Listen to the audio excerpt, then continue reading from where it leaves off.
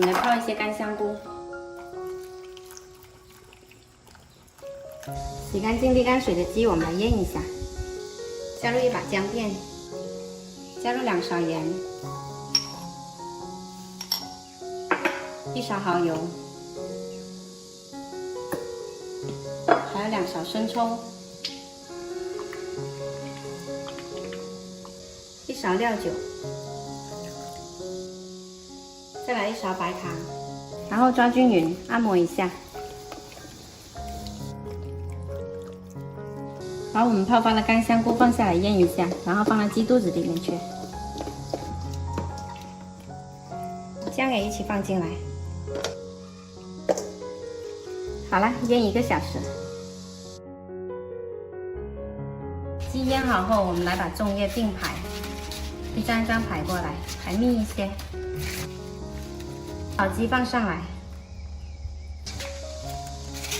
竖的方向也要插一些粽叶上。等会可以把整个鸡包起来。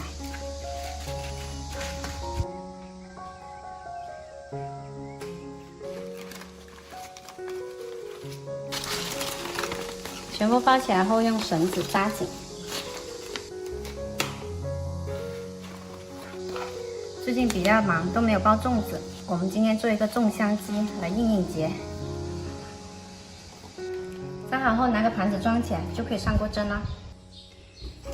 水开后调中火，蒸1个半小时。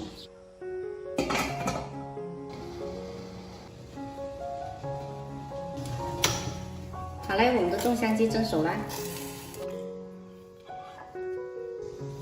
把绳子剪掉。哇，好香啊，粽香十足。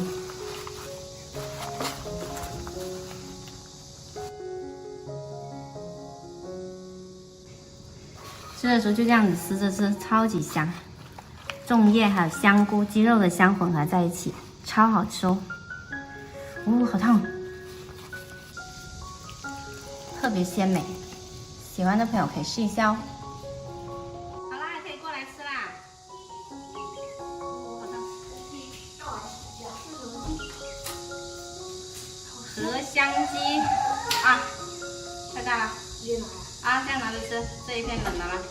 翅膀啊，你喜欢吃的翅膀啊，翅膀跑哪去了啊？这个一个翅膀啊，好不好吃啊？真香啊！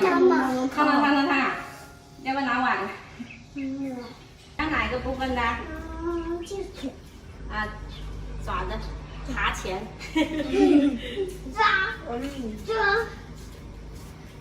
吃的会爬前的。